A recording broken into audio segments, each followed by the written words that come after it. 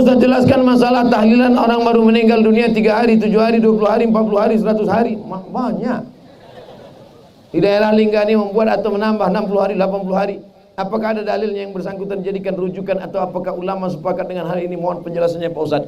Mak saya meninggal bulan Maret 2019. Sekarang bulan bulan Februari. Berarti sebulan lagi setahun. Tak pernah berhenti. Saya teruskan aja. Saya terus baca Yasin, saya terus tahlil, saya terus bagi beras fakir miskin. Bagi. Tak ada saya hitung sehari, 2 hari, 20 hari, 30 hari, 100 hari, tak ada. Terus sampai kapan? Selama ada duit sampai mati hari kiamat. Silakan. Kalau sayang sama orang tua kita, tak kita hitung-hitung. Tapi tak semua orang mampu. Maka karena dia tak mampu, maka dia pilihlah 7 hari. Ada dalam Quran 7 hari? Tak ada. Ada dalam hadis 7 hari? Tak ada. Nabi tak ada menyebut, Quran tak ada menyebut, hadis tak ada menyebut, Nabi tak ada menyebut, sahabat Nabi tak ada menyebut. Lalu yang menyebut 7 hari itu siapa? Yang menyebut 7 hari itu dari kalangan tabi'in, namanya Imam Atha. Apa kata Imam Atha? Imam Atha ini ulama. Orang meninggal dunia diuji di kuburnya 7 hari, maka diringankan ujiannya kalau keluarganya bersedekah makan selama 7 hari 7 malam. Maka yang kaya-kaya, yang duit banyak, yang kebun luas, yang sampan banyak, yang ikan banyak, sedekah. Yang tak ada duit jangan sampai ngutang. Miskin, susah, melarat, ngutang pula lagi untuk buat bubur kacang hijau. Inilah dia orang susah ditimpa tangga, diterkam kucing. Datang alim ulama, tokoh masyarakat, serikat tolong menolong, datang ke rumah dia. Kami tahu kau miskin susah tak ada duit, maka kau jangan masak, kami yang akan bawakan masakan. Si fulan bawa air galon, si fulan bawakan nasi, si fulan bawakan rendang. Apa kata Nabi? Apa kata Nabi SAW? Siapkan makanan untuk keluarga Ja'far li'annahu yus'iluhum. Tapi kalau ada yang kaya, sedekahkan. Buat nasi kotak, buat nasi banyak-banyak. Assalamualaikum Bapak Ibu sekalian, kata sambutan dari saya sebagai keluarga ahli waris. Saya tahu kalian semua takut makan. Ini bukan harta warisan, ini bukan harta yang belum dibagi, ini bukan harta almarhum, ini ada anak saya. Apa kalian tak tahu bahwa saya ini orang kaya? Bagi sedekah. Ya Rasulullah, ummi matat, umakku mati. Afa atasaddaqu anha? Kalau aku bersedekah sampai apa tak sampai? Kata Nabi, tasaddaq ya Sa'ad. Wahai Sa'ad, sahabat Nabi namanya Sa'ad, sedekahlah engkau, sedekah kau sampai. Ayu sadaqatu afdal? Sedekah apa yang afdal? Saqiyul ma, memberi air minum. Kesimpulannya, yang miskin, yang susah tak usah buat. Karena kalian sudah susah, sudah kena musibah. Kasih tahu, yang miskin, yang susah, jangan sampai ngutang gara-gara itu. Kirim aja Al-Fatihah.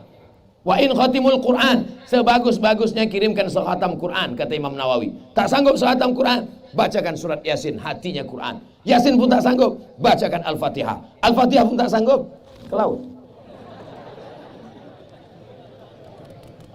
Payah-payah.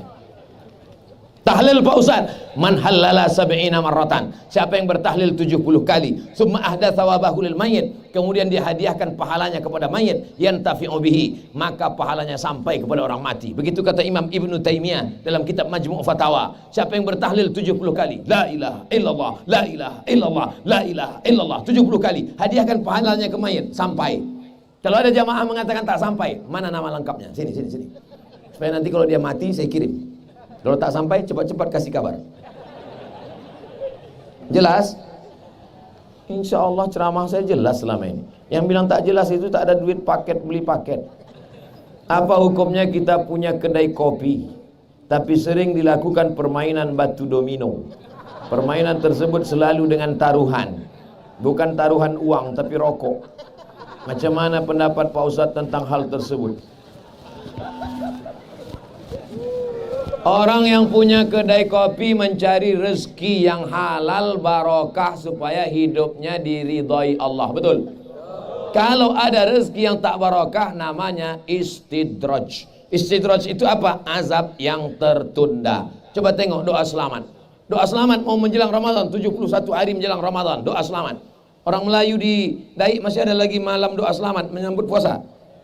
Allahumma inna nas'aluka salamatan fid din wa afiatan fil jasad wa ziyadatan fil ilmi wa barakatan, rezeki barokah. Mana ada rezeki barokah? Di situ ada haram. Mana ada rezeki barokah? Ada judi. Mana ada rezeki barokah? Orang lupa salat. Hayya 'ala shalah, gelepak balana. Mana ada barokah? Berhenti. Berhenti. Yang menyediakan tempat-tempat judi, tempat-tempat gaplek, walaupun judinya cuma makan Indomie, walaupun judinya cuma duduk-duduk saja, berhenti. Tak juga berhenti kalian, tengok naik air laut itu ke darat baru tahu. Menggulung dia naik. Apa namanya? Tsunami. Itu baru yang perempuan, yang laki-laki Sumanto. Wattaqu fitnatan la tusibanna alladzina zalamu minkum khassah. Takutlah kamu kepada azab Allah. Azab Allah kalau datang, dia tidak mengazab yang berdosa saja. Yang baik-baik pun habis rata semuanya. Bapak Ibu pikir kalau tsunami itu datang naik ke darat, apa ditengoknya? Ditanyanya dulu, ini rumah orang main gaple apa tidak? Main gaple, hancurkan. Ini sembahyang, tidak, mana ada, rata semua dengan tanah. La ta'murun bil ma'ruf, ajak orang buat baik. Wala tanhauna 'anil munkar, larang orang buat mungkar. Kalau kamu tidak lakukan itu, la yushikanna ayyab'atsallahu 'alaikum iqaban. Allah akan turunkan azab. Ketika azab turun, kamu berdoa pagi, petang, siang, malam, fala yustajabu lakum. Doa kamu tak dikabulkan Allah. Kenapa tak dikabulkan Allah? Karena tidak ada amar ma'ruf nahi munkar. Sudah aku sampaikan ya Allah. Sudah aku sampaikan ya Allah. Buatkan perdanya, peraturan daerah. Marah Ustaz? Enggak, memang stylenya aja gitu.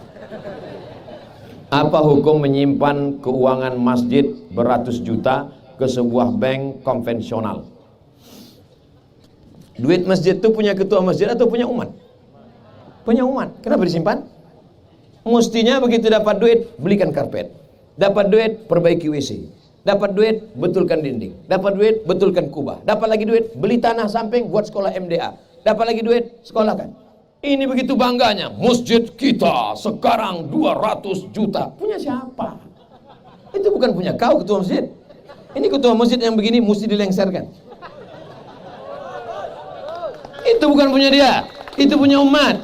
Umat yang punya, kebetulan diangkat untuk menjadi koordinator. Oleh sebab itu masjid yang baik adalah masjid kita sampai hari ini saldonya 0. Kenapa? Karena semuanya dipakai untuk kemaslahatan umat. Ini jamaah duduk sampai menggigil kedinginan, kena malaria karena tak ada lantai.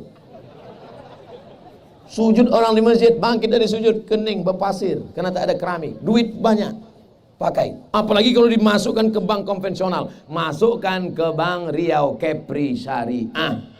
Kalaupun ada juga tabungan masjid, masukkan ke Bank Riau Kepri Syariah. Ustaz enak aja ngomong. Emang Ustaz pernah ketua masjid? Jelek-jelek gini ketua masjid nih. Ini ketua masjid nih, main-main. Apakah boleh kas masjid kita gunakan untuk membayar honor-honor guru TPA atau membeli konsumsi dipergunakan dalam kegiatan-kegiatan keagamaan? Honor guru ditanggung oleh siapa nanggungnya? Ra'iddin wa daulah. Tugas sultan, sultan dulu kerajaan Riau Lingga, maka dia ada namanya sultan. Semua guru agama mufti ditanggung oleh sultan. Karena kita tak punya sultan lagi sekarang, maka ditanggung sebagiannya oleh Kementerian Agama, yang PNS, guru-guru, penyuluh di kantor KUA. Tapi tak semuanya bisa terakomodir karena keterbatasan APBN, APBD, maka ada pula dari APBD kabupaten, maka diberikan santunan. Tak juga bisa, maka masyarakat berkumpul bersama-sama, itulah yang masuk dalam sodakoh dalam masjid. Yang tak boleh dibagikan itu adalah dia khususkan, ini sedekah kotak yatim. Tak boleh diambil kotak yatim diberikan ke guru TPA, tak boleh. Yatim hanya untuk makanan yatim. Makanya kotak itu mesti banyak. Kotak yatim, kotak duafa, kotak pembangunan masjid, kotak sodakoh. Yang sodakoh ini boleh untuk umum. Adapun kotak yatim tak boleh. Alladzina ya'kuluna amwalal yatama zulman. Siapa yang memakan harta anak yatim, innama ya'kuluna fi butunihim nara. Mereka sama seperti memakan api neraka. Yang sodakoh umum boleh, yang khusus tak boleh. Di kecamatan Lingga ini ada binatang yang bernama keluang, Batman. Seperti kelelawar tapi agak besar. Setiap sore atau musim buah banyak binatang tersebut keluar sehingga berterbangan di atas langit mencari makan berupa buah-buahan. Apa hukum mengkonsumsi hewan tersebut?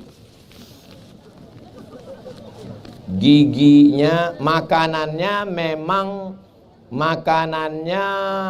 kates, jambu, tapi giginya tajam kan? Macam anjing mukanya kan? Kukunya tajam. maka kiasnya kemana? Dia masuk dalam kategori buas. Maka dalam andai tidak buas pun dia masuk dalam kategori menjijikkan. Nengoknya aja macam anjing. Anjing terbang itu sebetulnya.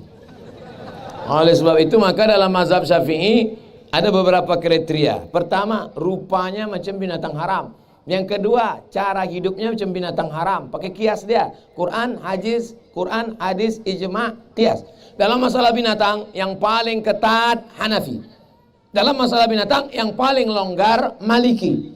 Dalam masalah binatang yang pertengahan adalah mazhab Syafi'i.